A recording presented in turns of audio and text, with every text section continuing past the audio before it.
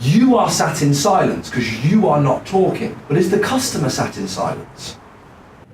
Well, they're talking to them. They're having a deep internal debate where they are weighing up, like an old school weighing scale. Your nonna used one of these, yeah, where you put the metal weight on the one side and the butter and the sugar on the other.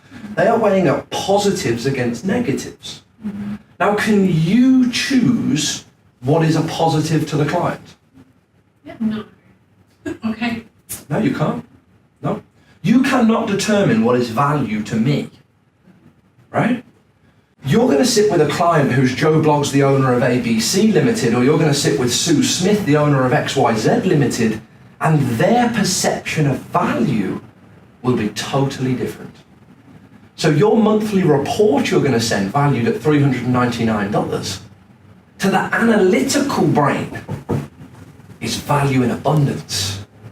Does that make sense? Yeah. But to the creative, Might not be, but you can predict that though.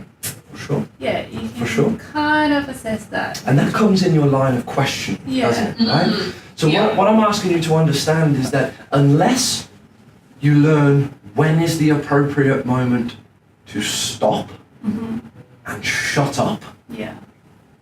you will hear a very common objection. It sounds great. Could you give me some time to think about it? They're literally saying, you're talking like a horse racing commentator. You haven't shut up once in the 45 minutes we've been sat together.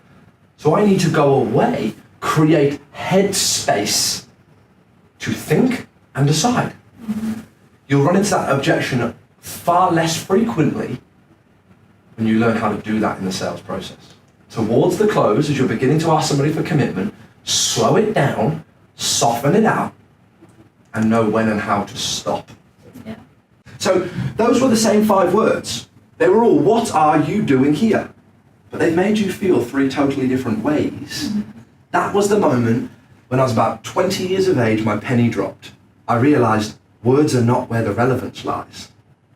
It's actually in the way I deliver those words. That's where the true value exists, right? So just keep that in mind, that you've got in person about 1.5 seconds, and on the telephone you've got about 4.5. But in person, your major influence is your body language, your facial expressions, your posture, your smile, your eye contact, your hand gestures, your appearance, your smell. All of those things are the most important. But on the telephone, it's not that way. 91% of your ability is purely based on not what you say, but how you say it. Yeah?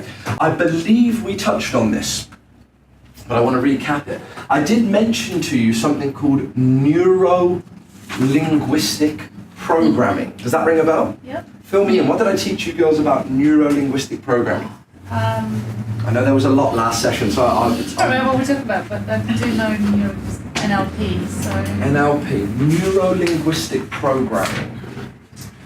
So there are... Go on, sorry. I don't know if you went through it a lot. Just scratch the surface with it. So Yeah, this is an understanding of neuro meaning brain, linguistic meaning language, and programming meaning system. So it's a brain language system. It was a study that was started in 1971 by 2 guys called John Grinder and Richard Bandler out of the University of California. Nearly 48 years later, it gets formally inducted as a scientific method. So in 2009, it becomes globally appreciated and scientifically proven that if you can control your language, you can control your life.